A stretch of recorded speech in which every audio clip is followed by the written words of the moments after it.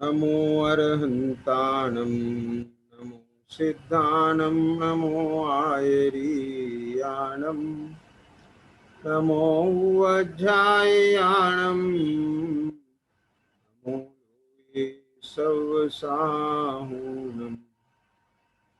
तीन भुवन में सार वीतिराग विज्ञानता शिव स्वरूप शिवकार नमः त्रियोग समारिते।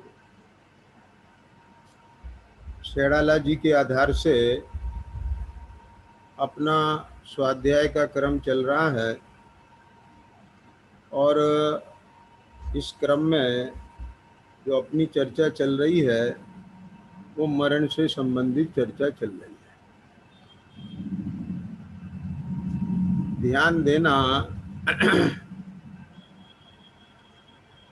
कि कल अपन ने जो चर्चा की थी भगवती आराधना जी में 17 प्रकार का मरण बताया है और इस 17 प्रकार के मरण में कल आविची मरण, तद्भव मरण, अवधि मरण और आद्यांत मरण इनकी चर्चा कल की थी। पांचवा मरण होता है बाल मरण। तो बाल मरण कैसा है कि बाल के मरण को बाल मरण कहते हैं। बालक की उपमा अज्ञानी से भी दी जाती है। बालक की दशा अज्ञानी जैसी होती है। तो ये बाल मरण 5 प्रकार का बताया है। अव्यक्त बाल, व्यवहार बाल, ज्ञान बाल, दर्शन बाल और चारित्र बाल। जो धर्म अर्थ काम को नहीं जानता, न जिसका शरीर ही उस आचरण करने में समर्थ है, ऐसा जो छोटा बच्चा है उसको कहते हैं अव्यक्त बाल। और जो लोक व्यवहार को नहीं समझता उसके शिशु के समान उसको व्यवहार बाल कहा है। और अर्थ और तत्व के श्रद्धांश से रहित जितने भी मिथ्या दृष्टि जीव हैं वे सब दर्शन बाल हैं। वस्तु को यथार्थ रूप से ग्रहण करने वाले ज्ञान से जो हीन हैं वे ज्ञान बाल हैं।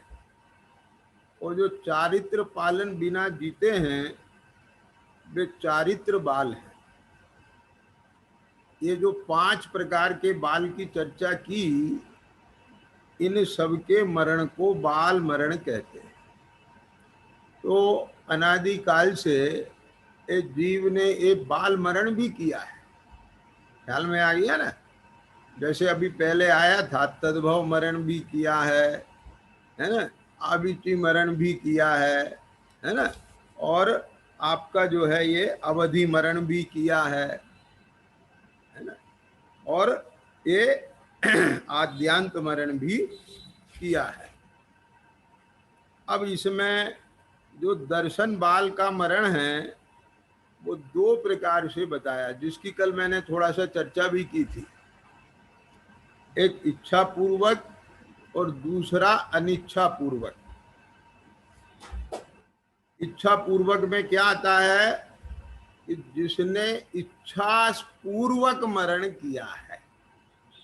ख्याल में आ गया ना। सुसाइड जिसे कह देते हैं, है ना। काय से किया? आग से, धुएं से, शस्त्र से, जहर से, विष से, जल से, पहाड़ से कूदकर इत्यादि। तो ऐसे उपाय करके ये लोग स्वयं मरते हैं।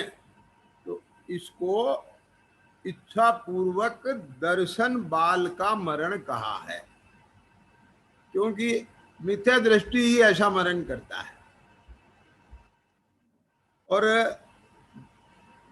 दूसरा अनिच्छा पूर्वक, है ना।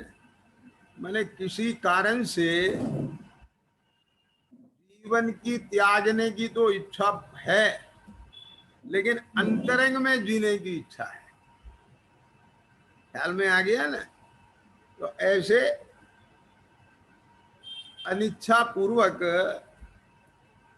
एक दर्शन बाल मरण कहलाता है। अब ये सब भी अज्ञान दशा के मरण है। अब इसके बाद जो छठवां मरण आता है वो पंडित मरण है। इस पर मुझे थोड़ा चर्चा करना है। पंडित मरण के 4 भेद यहाँ पर आचार्य ने लिए हैं। व्यवहार पंडित, सम्यक पंडित, ज्ञान पंडित और चारित्र पंडित। ख्याल में आ गया ना क्या कहा? कितने भेद? 4 भेद। कौन कौन से? व्यवहार पंडित, सम्यक पंडित, ज्ञान पंडित और चारित्र पंडित। जो लोक वेद और समय के व्यवहार में निपुण हैं वह व्यवहार पंडित है, शास्त्रों का ज्ञाता है, बौद्धिक गुणों से युक्त है, वो व्यवहार पंडित कहलाता है। साहिक, क्षयोपशमिक, औपशमिक, सम्यक दर्शन से जो युक्त है वह दर्शन पंडित है। और जो मति आदि 5 प्रकार के सम्यक ज्ञान रूप से परिणित है वह ज्ञान पंडित है। और जो सामायिक, छेदोपस्थापना, परिहार, विशुद्धि, सूक्ष्म सांप्राय और यथाख्यात चारित्र में से किसी एक चारित्र का पालक है वह चारित्र पंडित है। तो यहाँ ज्ञान, दर्शन और चारित्र पंडितों का अधिकार है। और ये व्यवहार पंडित इसको मिथ्या दृष्टि के खाते में डाला है। ख्याल में आ गया ना? मुझे इसमें ये विशेष बात बताना थी कि सम्यक दर्शन, सम्यक ज्ञान के बिना भले ही शास्त्रों का ज्ञाता हो, बौद्धिक गुणों से युक्त हो, लोक और बाहर के जितने भी व्यवहार हैं उन सब में निपुण हो, तो भी उसको जो है इस सम्यक दर्शन ज्ञान के जो चारित्र के पंडित हैं उसमें शामिल नहीं किया। तो अपने को किस में जाना ये देखो कि दर्शन ज्ञान चारित्र में जाना। समझ में आया कि नहीं आया? अब ये मरण के लिए नहीं, मैं फिर इस पॉइंट को दोहरा रहा हूं। माने ऐसे मरण तो पूर्व में हो गए।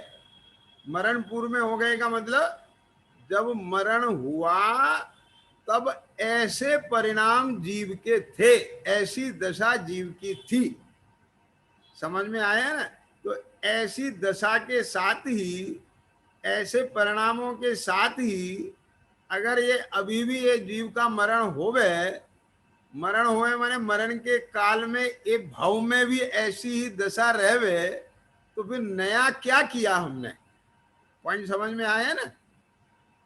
इस दृष्टिकोण से कह रहा हूं कि अब तो कम से कम जितना भी जल्दी हो सके पुरुषार्थ करके तत्व निर्णय पूर्वक, स्वानुभव पूर्वक सम्यक दर्शन की प्राप्ति हो, सम्यक ज्ञान की प्राप्ति हो, और जितना भी जीवन में है ना महाव्रत आ सकें तो, अणुव्रत आ सकें तो। ख्याल में आया ना? तो पुरुषार्थ करके वो भी आए ताकि हमें अपने स्वभाव संबंधी जो सुख है, स्वाश्रय का जो सुख शांति है, उसका ज्यादा से ज्यादा लाभ मिल सके। ख्याल में आए? जितना कारण देंगे उतना कार्य होगा। और फिर बात तो इसमें ऐसी है ना कि भावना तो रहे ना, कम से कम कोशिश तो बनी रहे ना। मैं इस बारे में ये बात कहता हूं ईशान कि आप लोगों की गाड़ी कभी ट्रैफिक के जाम में फंसी है कि नहीं फंसी? अगर फंसी है तो मेरे बात से आपको ये भाषणा आ जाएगी। तो 2-2 घंटे के, 1-1 घंटे के जाम में गाड़ियां फंसती हैं। आप समझ गए ना? अब जब वो गाड़ी फंसती है तो आप ऊपर उड़ा के तो ले नहीं जा सकते। अभी ऐसी कार आई नहीं कि अपना बटन दबाया, ऊपर उठ गए और पार कर गए आप जाम। तो आपको, ड्राइवर को, आप हो या ड्राइवर, आप ड्राइवर की सीट पे बैठे हो तो निगाह लगी रहती है। समझना जरा ये क्या, कि जरा सा भी कहीं से अवसर मिले और मैं अपनी गाड़ी को आगे निकालूं। ये बहुत बढ़िया पॉइंट है जो मैं आपको बता रहा हूं।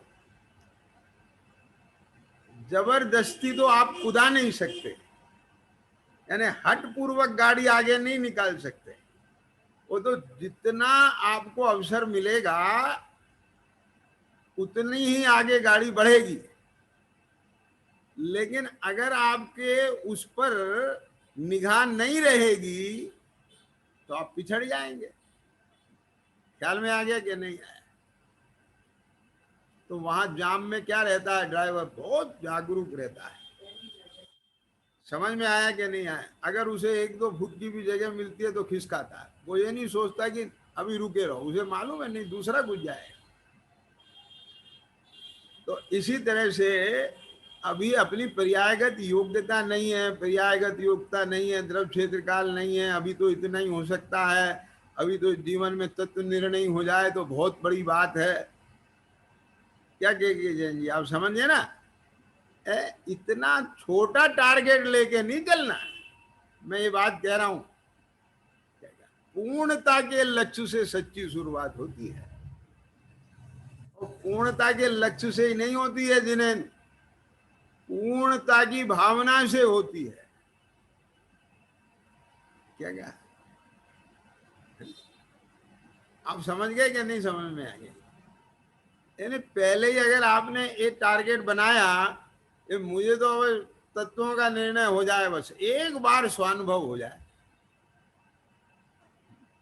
मेरे को कई लोगों ने कहा, भाई साहब आप तो ये बताओ कि हमारी एक इच्छा है जबरदस्त।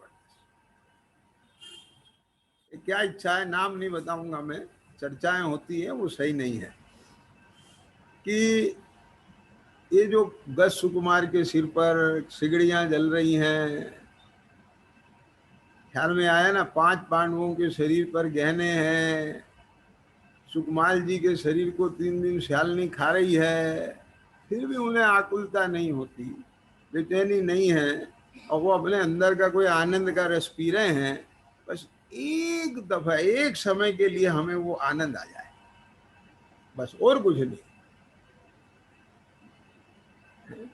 तो हमने कहा ये कोई कौतूहल है कि बस एक झलक दिखा दो किसी राजा के महल की, बस, फिर हमें नहीं कुछ भी चाहिए। मैंने, तुम एक दफे ही चाहते हो क्या उसका अमृत? बार बार नहीं चाहिए तुम्हें। समझ में आया क्या नहीं आया? ये तो एक तरह से अज्ञात को जानने जैसी इच्छा होगी, कौतूहल जैसी इच्छा होगी। पॉइंट समझना मेरा, मैं क्या कहना चाहता हूं। अरे तेरे अंदर तो बात आना चाहिए कि यानी जिस स्वरूप के बल पर, जिस सामर्थ्य के बल पर, जिस प्रभुता के बल पर, ख्याल में आया ना? वो जीव, वे आत्माएं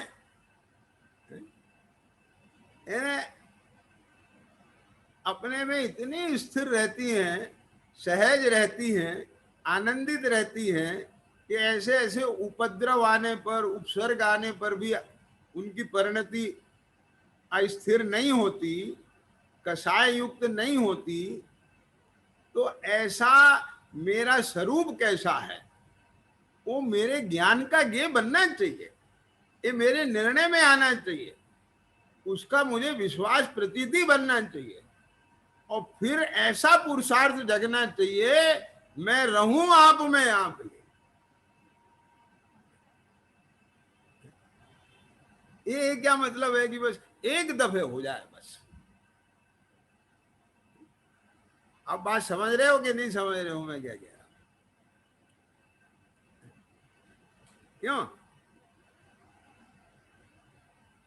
विद्यार्थी भी यदि ये सोचता है कि बस मैं तो पास हो जाऊं, इतना पढ़ता है, ये कोई पढ़ना नहीं है। वो पूरे को जाने, पूरे को पढ़े, पूर्णता का लक्ष्य रखे, सारा कवर करना है, मुझे सारा पेपर करना है, तो भी 80% हो पाता है, 70% हो पाता है। आप समझे कि नहीं? वो उसकी उस समय की द्रव क्षेत्र काल के हिसाब से तत्समय की पर्यायगत योग्यता होती है क्या? क्या वो तो उस समय की पर्यायगत योग्यता पे निर्भर करता है कि वो कितने % पेपर करके आता है उस समय।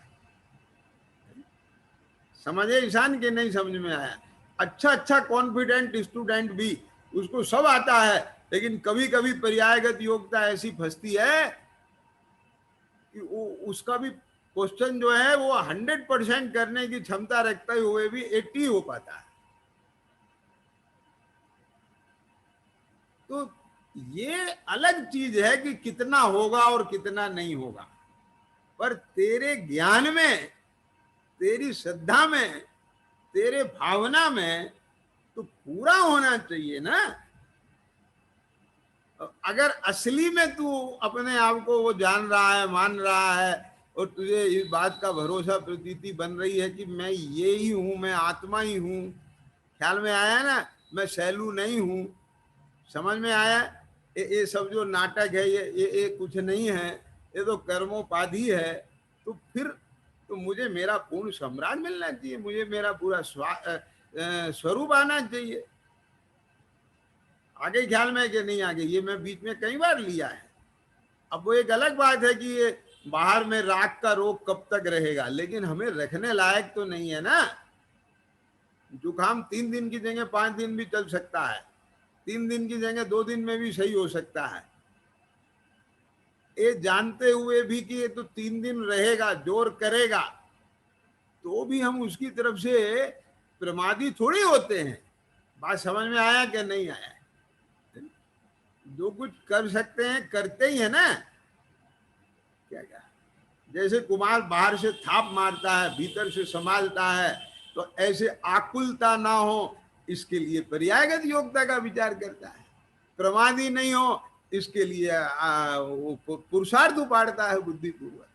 पॉइंट समझ में आया ना?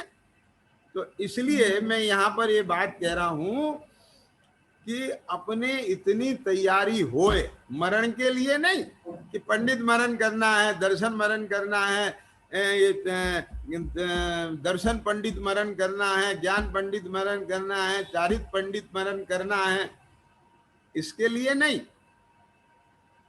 क्या क्या मुझे तो मेरा स्वाश्रय बढ़ाना है, और कम से कम ऐसे उदयों के बीच में भी मेरी वो स्थिरता बनी रहे, इसका मुझे प्रयास करना है। तो निश्चित ही उस जीव का जो मरण होगा, मरण का काल आएगा, जीव का मरण उपचार से, आयु कर्म के क्षय का काल आएगा, तो उसके मरण को दर्शन पंडित मरण, ज्ञान पंडित मरण, चारित्र पंडित मरण संज्ञा मिलेगी। ख्याल में आया कि नहीं? बोलो। एक विद्यार्थी गोल्ड मेडल पहनने के लिए टॉप करता है, और एक विद्यार्थी विद्या अर्जित करने के लिए, उसका मास्टरी करने के लिए टॉप करता है। दोनों में अंतर समझ में आया कि नहीं आया? क्या अंतर है? दोनों ने गोल्ड मेडल पहना है, समझ में आ गया कि नहीं आया? उसका गोल्ड मेडल तो ऐसा है कि जैसे इनने कहा कि बस एक दफे हो जाए, मैं एक दफे गोल्ड मेडल पहनना चाहता हूं, उसके बाद मुझे कोई मतलब नहीं है पढ़ाई वढ़ाई से। आगे समझ में गया?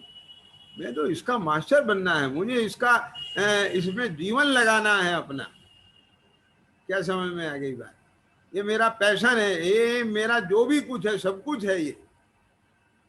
तो जो दिन रात उसमें लगाएगा, अपने लिए लगाएगा, तो वो टॉप करेगा कि नहीं करेगा? क्या क्या मुझे एक चीज बताओ, अगर तेरे साथ में कॉम्पिटिटर 30-40% वाले, 50% वाले लड़के हैं, तो तू टॉप तो 55% में भी कर जाएगा के जाएंगे।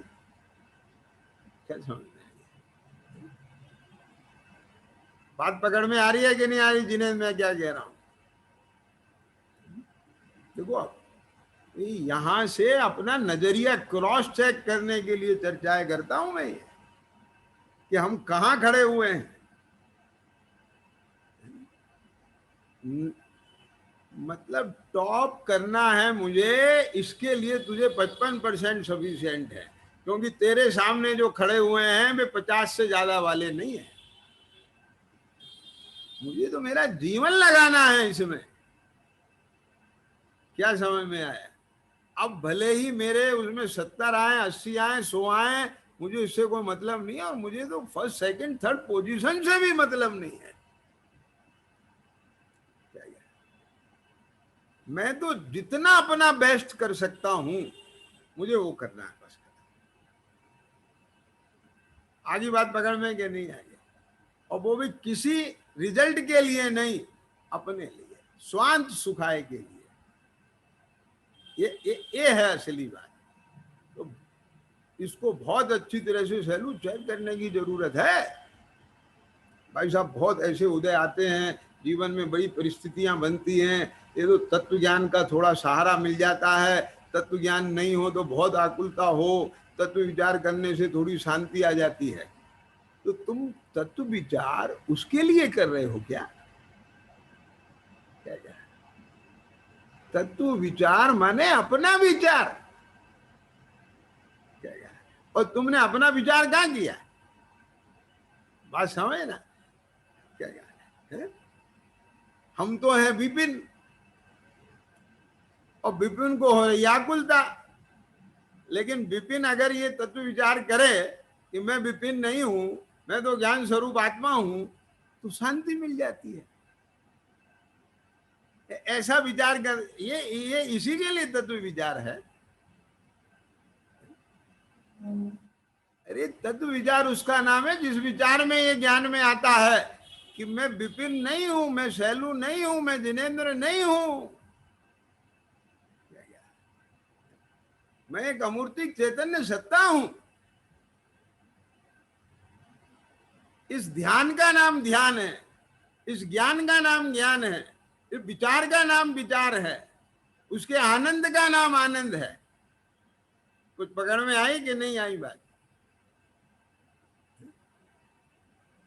अभी तो मैं कहता हूं कि बहुत अभी इन सब बातों से लगता है अभी बड़ा भारी ऐसा है जो पंडित जी ने लिखा है, ऐसी बातें करता है जैसे किसी और की बात कर रहा।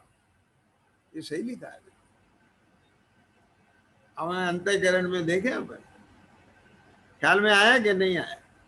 तो यहां पर ये जो है पंडित मरण में 4 भेद बताए हैं।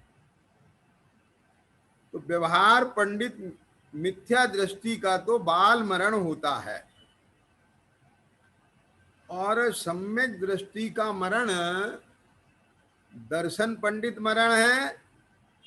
वह दर्शन पंडित मरण नरक में, भवनवासी देवों में, वैमानिक देवों में, है ना, ज्योतिष देवों में, व्यंतर देवों में, द्वीप समुद्रों में होता है। क्योंकि सम्यक दर्शन तो 4 गतियों में होता है। ख्याल में आ गया? और ज्ञान पंडित मरण भी इन्हीं में होता है। ये मतलब क्या हुआ? सम्यक दर्शन के साथ सम्यक ज्ञान होता ही है, किंतु केवल ज्ञान, मन परिय ज्ञान पंडित मरण मनुष्य लोक में ही होता है। समझ में आ गया कि नहीं? मन परिय ज्ञान किसे प्रकट होगा? ये मुनि दशा में होगा। ख्याल में आ गया कि नहीं? केवल ज्ञान किस में होगा? ये मुनि दशा में होगा।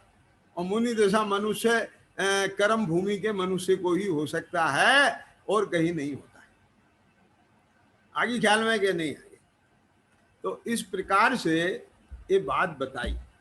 अब माने इसको अगर हम थ्योरिटिकल लेवें आगम के ज्ञान के हिसाब से तो हो गया, ज्ञान तो हो जाएगा, लेकिन इसमें से बात क्या निकालनी कि इसे पढ़ करके सुन करके जान करके ये महिमा आना चाहिए जिन्हें कि अभी मैं वर्तमान में कर्म भूमि का मनुष्य हूं। ख्याल में आ गया क्या? नहीं है? समझ में आया ना?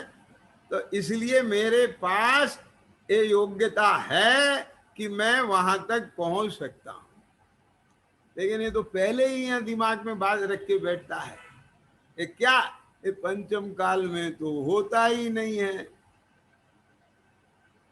ख्याल में आ गया? समझ में आया कि नहीं आया? बात समझे ना?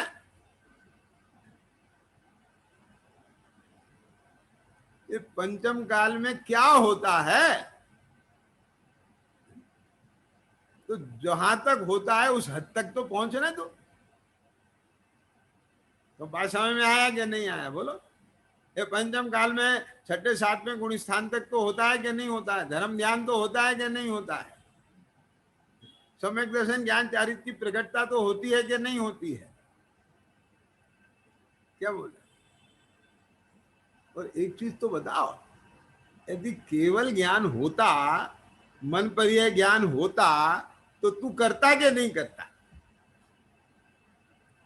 क्या? मेरा मतलब समझना जरा बात। क्यों?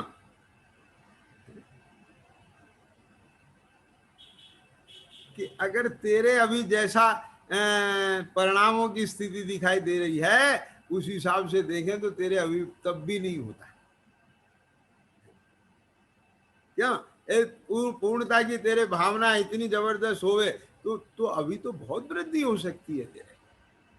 तो बोले नहीं हो रही है, तो ऐसी स्थिति, तो इसीलिए तो नहीं हो रही है वो वृद्धि। पॉइंट समझ में आ रहा है कि नहीं आ रहा है?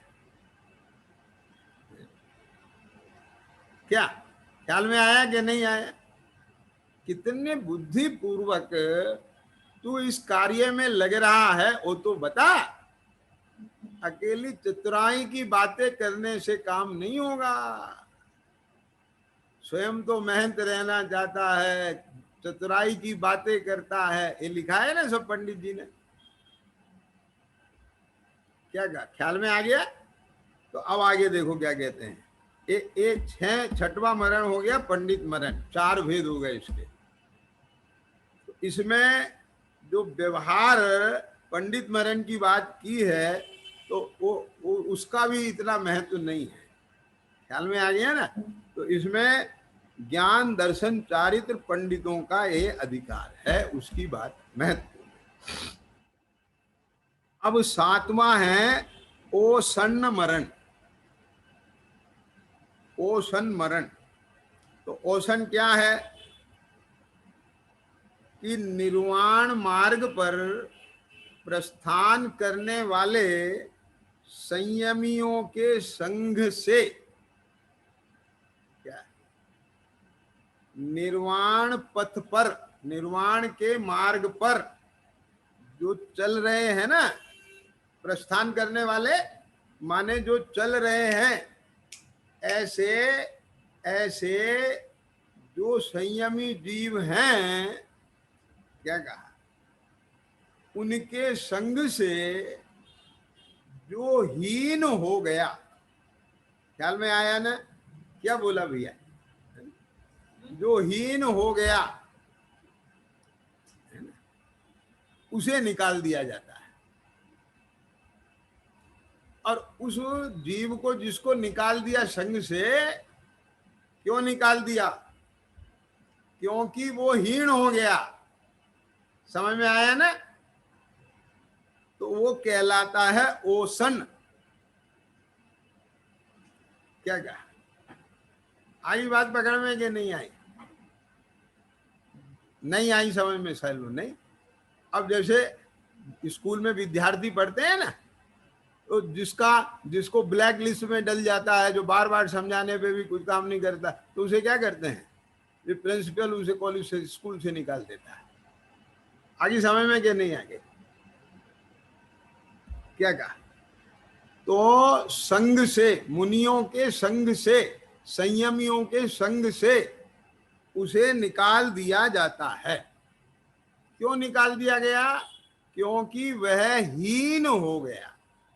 पॉइंट समझ में आया ना, क्या कहा,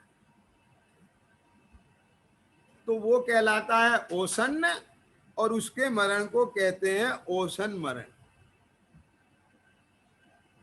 तो अपने को तो ये नहीं करना है, क्या कहा, अपने को ऐसे विद्यार्थी नहीं बनना है कि हमें स्कूल से निकाल दिया जाए। बात पकड़ में आ गई कि नहीं आ गई? तो मतलब कहने का क्या है इसमें, कि ये जो कानून है ना आगम का, इसके संविधान में ये सारी चीजें लिखी हुई हैं।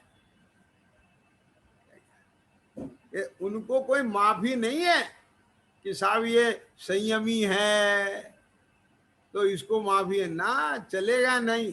आचार्य वो निकाल देते हैं।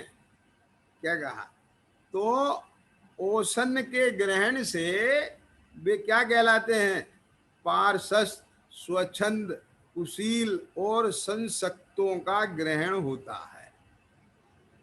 कहा भी है पार्षस्थ, स्वच्छंद, कुशील और संसक्त ये ओषण होते हैं, क्योंकि ये मोक्ष के लिए प्रस्थान करने वाले साधु संग से बाहर होते हैं। आगे बात पकड़ में आए कि नहीं आए? तो अपने ज्ञान में ये होना चाहिए, है ना। तो ये ओषण भी एक प्रकार से कैटेगरी है, ये जिन्हें संग से निकाल दिया गया है। तो वो कैसे होते हैं, अब देखो इसमें बहुत अच्छा लिखा है, ये मैं पढ़ता हूं, आपको इसे ज्ञान में आएगा और लाभ भी मिलेगा। रिद्धियों के प्रेमी, क्या मतलब, कि जैसे मान लो वहां रह करके तपस्चरण आदि कर रहे हैं, समझ में आया ना, तो उनके अंदर में अब तपस्चरण आदि में रिद्धियां प्रकट होती हैं, हो जाती हैं, समझ में आया, तो वो उनको उनका प्रेम जग जाता है, रस हो जाता है। तो इसका मतलब क्या हुआ कि जब वो उसके चक्कर में लग गए रिद्धियों के, तो समभाव रूपी रिद्धि से तो च्युत हो गए। क्या क्या, अब आज समझे ना। देखो मैं अब इसका भी उदाहरण बताता हूं, अब मैं ग्रस्तों के हिसाब से बताता हूं। मैंने सिद्ध चक्र विधान अनेक बार किया है, और है ना, और मेरे मतलब सानिध्य में कहो, निर्देशन में भी बहुत सिद्ध चक्र विधान हुए हैं। ख्याल में आ गया ना। 35-40 साल से ये विधान मेरा प्रिय विधान है, और बहुत अनेक विधान हुए। तो मैं उसमें एक बात देखता था कि जिस दिन 64 रिद्धियों का वर्णन आता है, तो हमारे माताएं, बहनें, भाई, तो उनके चेहरे खिल जाते हैं, उन्हें विशेष महिमा आती है उनके। आज 64 रिद्धि है, क्या गजब गजब की रिद्धियां हैं। समझ में आ रहा है कि नहीं आ रहा? अभी अंतःकरण में अपने भी देख सकते हो आप कि हाँ, रिद्धियों की बात सुन करके कैसा लगता है। क्यों सैलू, आती है ना, महिमा आती है कि नहीं आती? कैसी गजब गजब रिद्धि हैं। मकड़ी के तंतु पे भी चले तो भी वो नहीं टूटे, है, जंग पर 2 हाथ लगा वहीं, पवनवत उड़ जा वहीं। हाँ, क्या गजब है यार बात है? अगर किसी की तरफ देख लें, उसका विष उतर जाता है, मर जाता है। जिस स्थानक भोजन करें यति, है ना, तो ये सब पंक्तियां उसमें आती हैं शीत चक्र विधान। लेकिन उस शीत चक्र विधान में एक लाइन और आती है, एक सम भाव सम और नहीं रिद्धि है। ख्याल में आया ना?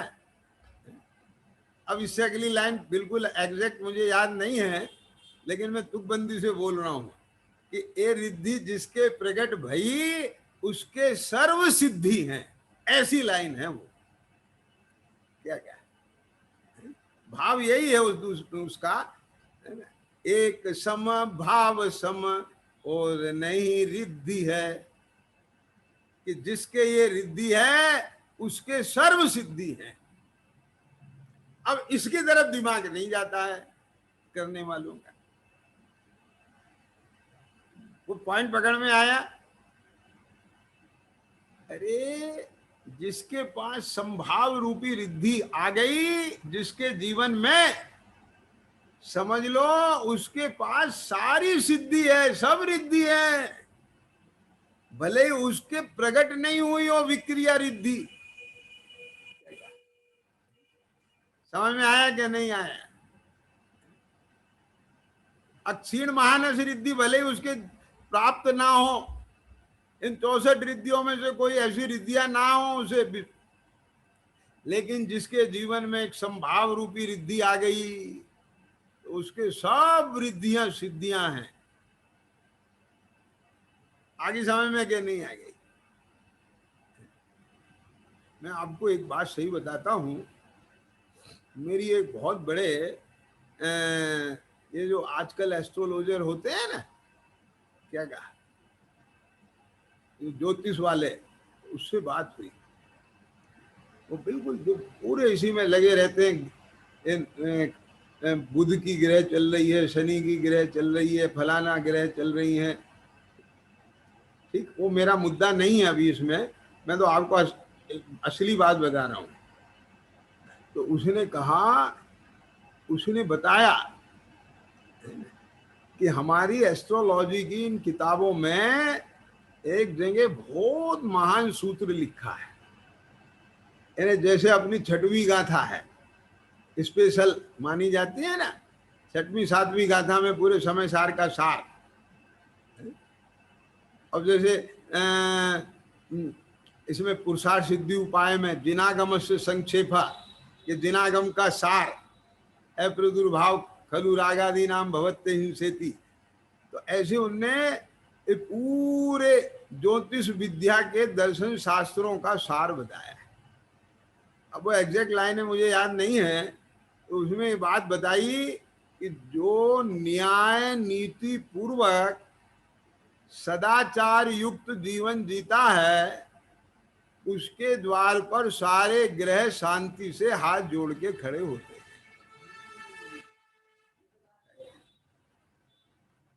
समझ में आ गया कि नहीं आया? क्या धनपाल जी, आप पॉइंट समझ में आ गया ना? उसे कोई टेंशन मानने की जरूरत नहीं है। अपने अपने रतनगंज श्रावकाचार में भी लिखा है सदासुख दास जी ने कि धर्मात्मा के द्वार पर कल्प वृक्ष खड़े रहे हैं। ख्याल में है? देवता भी धर्मात्मा की सेवा प्रशंसा करे हैं। मेरा कहने का आशय यह है कि जिसके संभाव रूपी रिद्धि जीवन में आ गई उसे कौन सी रिद्धि से प्रयोजन। लेकिन जो रिद्धियों का प्रेमी है वो तो मोक्ष का प्रेमी हो ही नहीं सकता। ख्याल में आ गया कि नहीं है? इसलिए वो औसन है। पॉइंट पकड़ में आया? देखो भगवती आराधना बोल रही है, मैं थोड़ी कह रहा हूं। मेरे हाथ में तो प्रमाण है सामने। रिद्धियों के प्रेमी, रसों में आसक्त। अब रस कौन कौन से हैं? खट्टा मीठा कड़वा जरवा कसायला, ये रसना इंद्री के रस। अब इनमें जो आसक्त है उसे अपना चैतन्य का महाशांत रस कैसे भाएगा? और जिसे चैतन्य का महाशांत रस भाया होगा तो वो इन बाहर के रसों में कैसे आसक्त होगा? ध्यान से सुनना जरा भी बात। देखो कि बोले साहब आसक्त तो सम्यक दृष्टि भी होता है, यहाँ होता है, लेकिन वो अवरति सम्यक दृष्टि होता है, संयमी नहीं होता है। तू संयमी होकर के रसों में आ सकता है। This is the point. ख्याल में आ गया कि नहीं आया?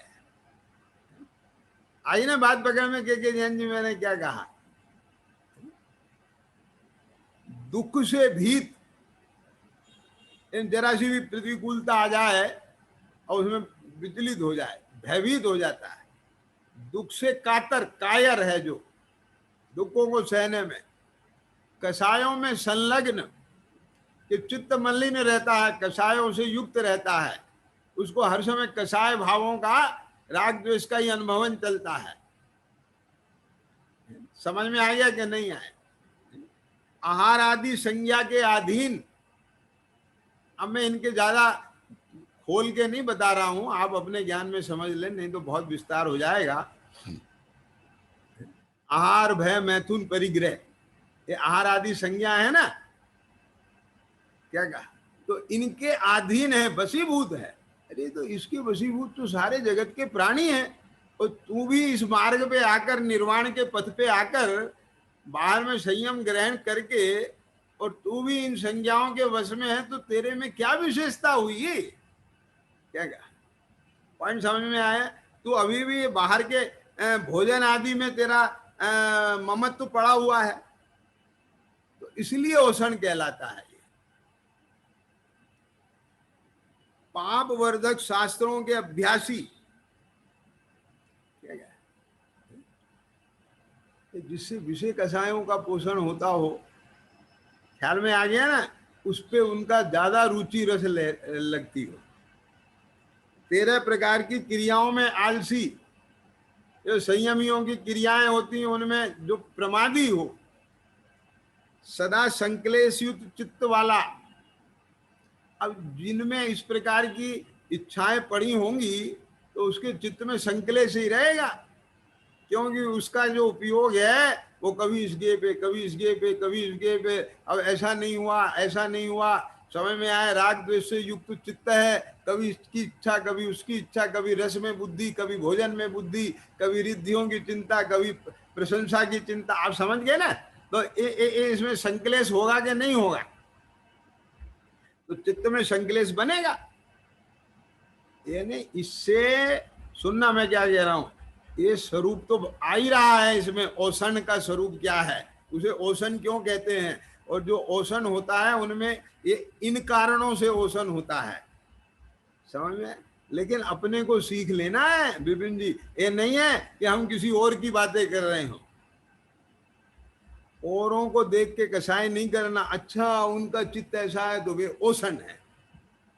ये विचार करना कि इस प्रकार का जो अंदर में संस्कार है, तो वो अभी से अपनी निगाह में आना चाहिए। क्या कह रहा हूं? और जितना भी अपने पास तत्व ज्ञान है, सुनना ध्यान से, जिन्हें भले ही वो अभी मानसिक तल पर हो और जिनने आगे पुरुषार्थ से उसे अनुभव तल पे भी प्राप्त कर लिया हो, ख्याल में आ गया कि नहीं आया? उसको इस्तेमाल करके धनपाल जी अपने भीतर में इस प्रकार के जो उदय दिखाई देते हैं ना, इनसे भेद ज्ञान करके इनको जीतना चाहिए। सामान्य से विशेष बलवान है के जैन जी। क्या कहा? अभी बहुत सारी चीजें इसमें आप देख रहे हैं, उनको हम बहुत क्या समझ लेते हैं, नॉर्मल मान लेते हैं। क्या कहा?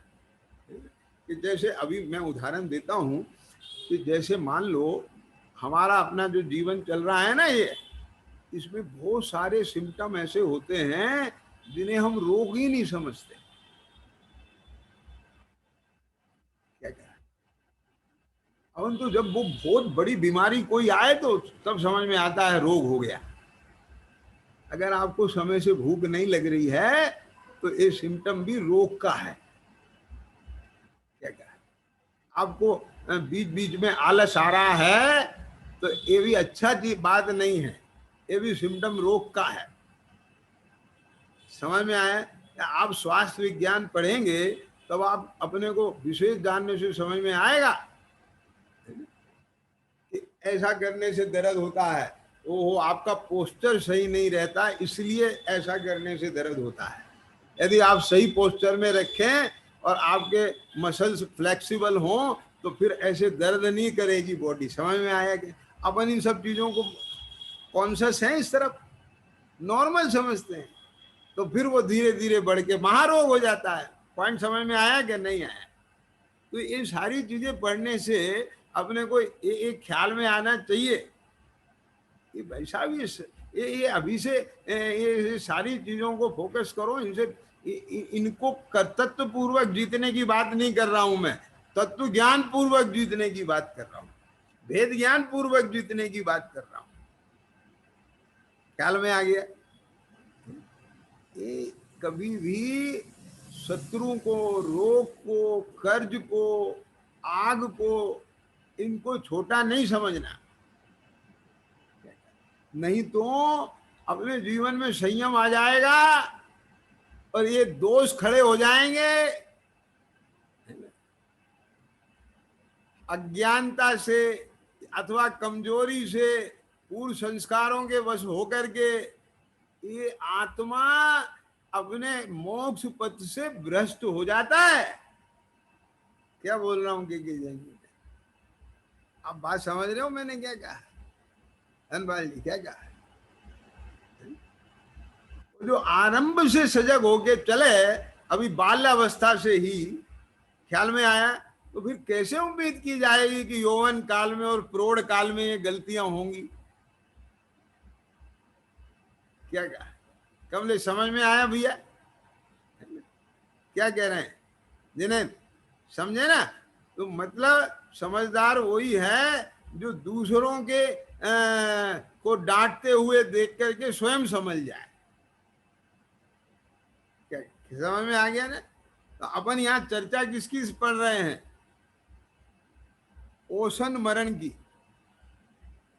तो इसे खाली सामान्य ज्ञान का विषय नहीं बनाना है। विपिन जी क्या कह रहा हूं, जनरल नॉलेज का, क्षयोपशम का कहते हैं जिसे,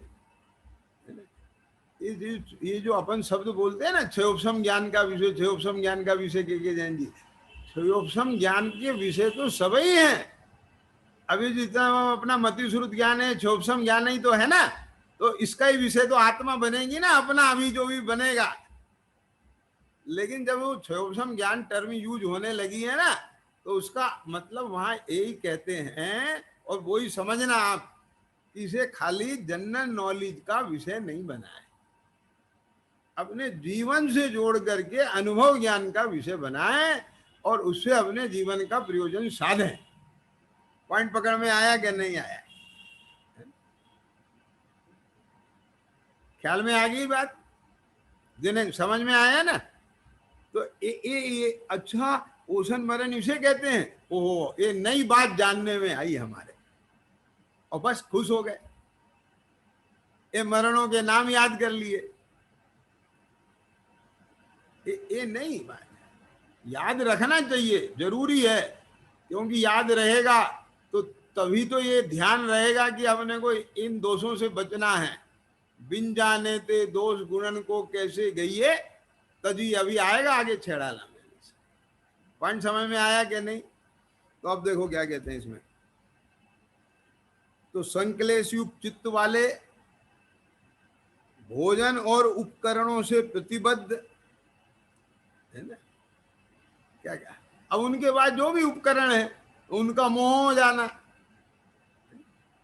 निमित्त शास्त्र, मंत्र, औषधि आदि से आजीविका करने वाले।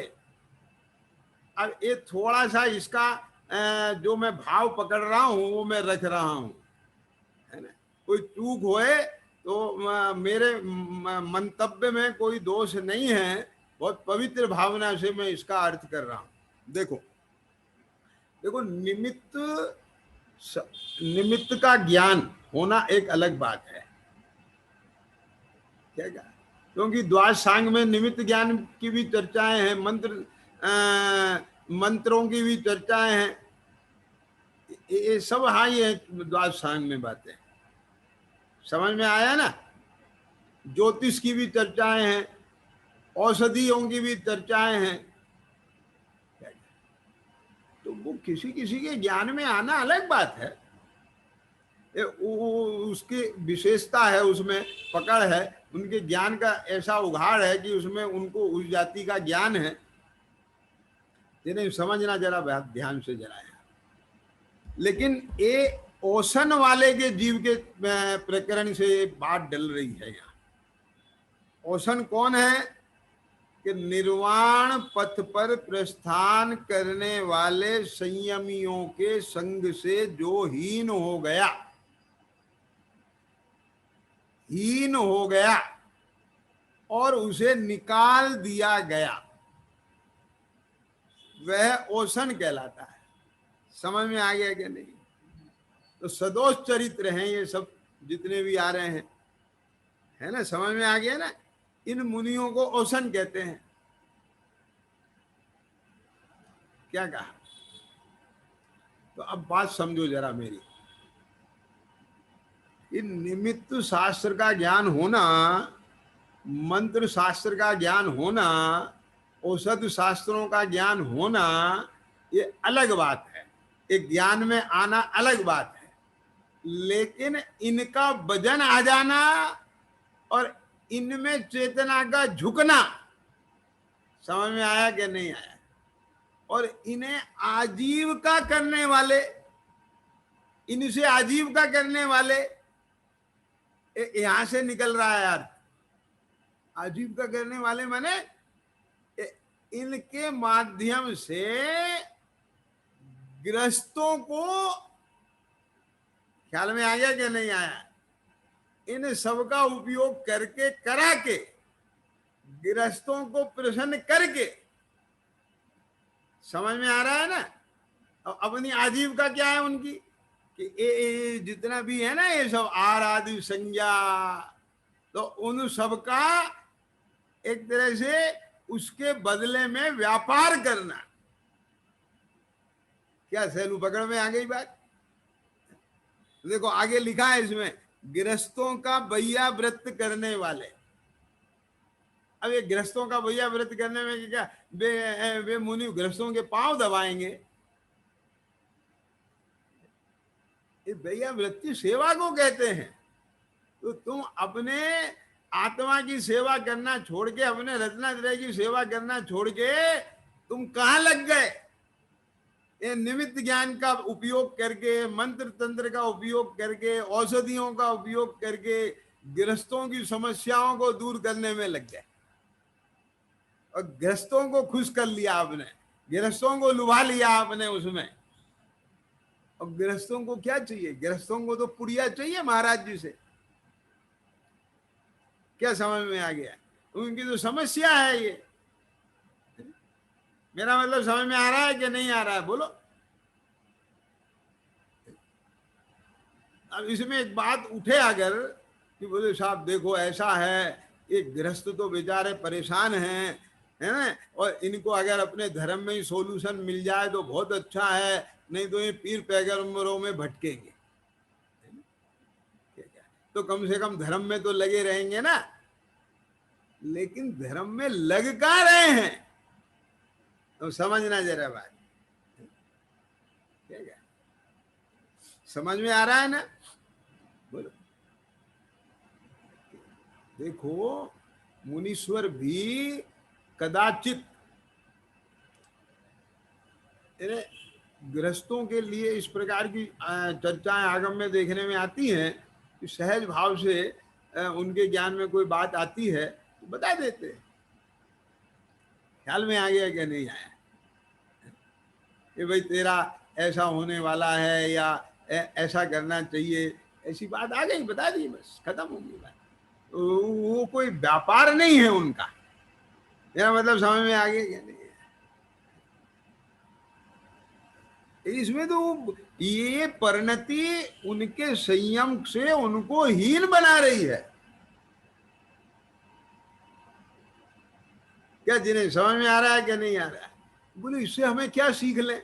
हाँ लेना है सीख, इससे हमको सीख लेना है। कि क्या सीख लेना है जिन्हें? कि सुनो, हम जो पंडित हैं हम जो वक्ता हैं अभी, हम जो साधर्मी हैं, तुम ही हो जिन्हें क्या क्या, तुम ही हो शैलू। धनपाल जी सुनना, तुम भी तो एक सामाजिक कार्यकर्ता हो ना, जिस भी प्रकार से।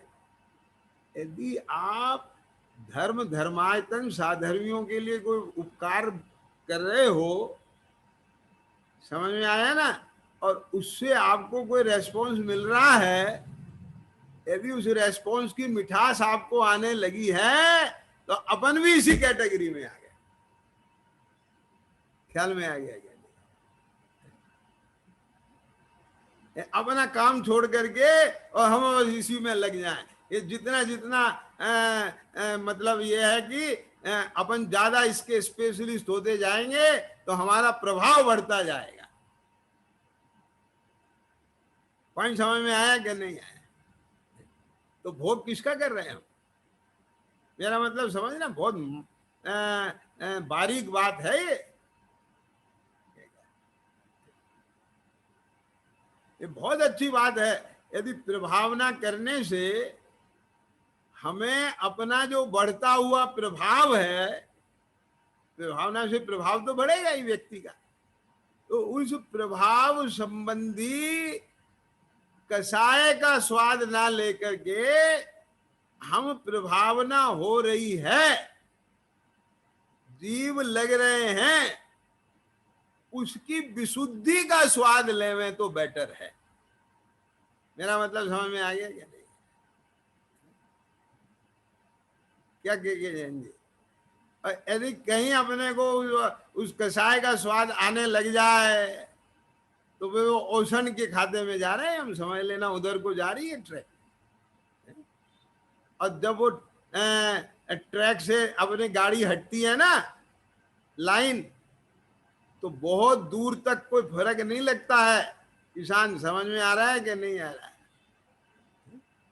आप एक लाइन खींचो और उस लाइन से बाल भर हटती हुई एक लाइन खींचो बराबर में, तो बहुत दूर तक तो आपको ऐसा लगेगा कि वही तो लाइन पे लाइन चल रही है।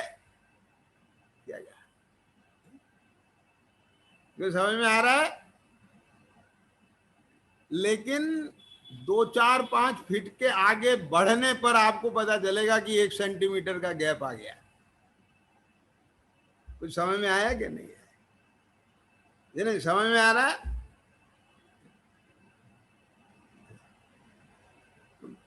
मैंने ये सब पढ़ रहा है ना, तो मैं अपने लिए इसमें से माल निकाल रहा हूं।